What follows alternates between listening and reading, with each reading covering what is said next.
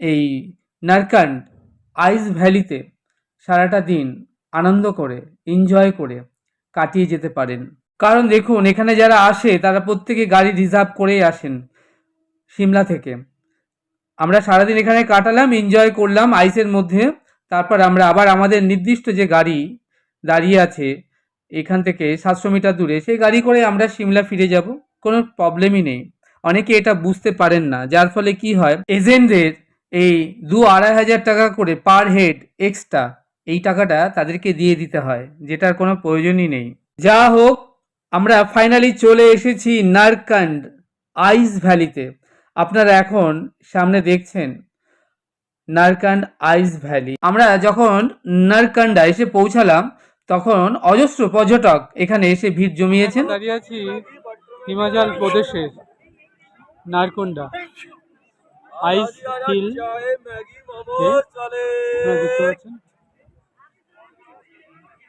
জায়গাটা কিন্তু দারুণ, এক কথায় অপূর্ব সুন্দর। দেখুন, মানুষ নানান রকম রাইড চড়ছেন এবং এখানটা আরামসে 3-4 ঘন্টা ইজিলি কাটিয়ে দেওয়া যায়। আমাদের তো গাড়ি ড্রাইভার বীরেন্দ্র ঠাকুর আমাদের সময় দিয়েছেন 3-4 ঘন্টা এখানে থাকবার জন্য। আমাকে দেখছেন, আমি শ্যামসুন্দর দাঁড়িয়ে রয়েছি নারকুন্ডা আইস হিলে।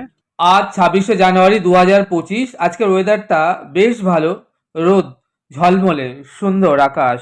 পাহাড়ে যারা বেড়াতে ভালোবাসেন, বিশেষ করে আইস দেখতে ভালোবাসেন, তাদের জন্য এই জায়গাটা একটা আদর্শ জায়গা। এবং এখানটায় আইসের প্রচুর আইটেম রয়েছে।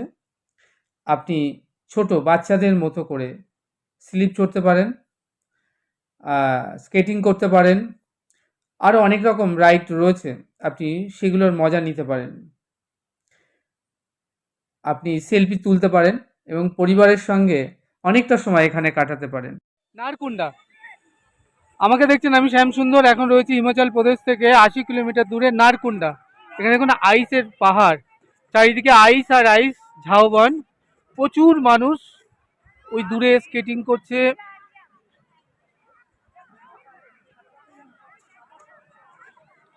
ভেরি বিউটিফুল ভিউজ আপনারা দেখছেন। আমি দাঁড়িয়ে আছি আইসের উপর।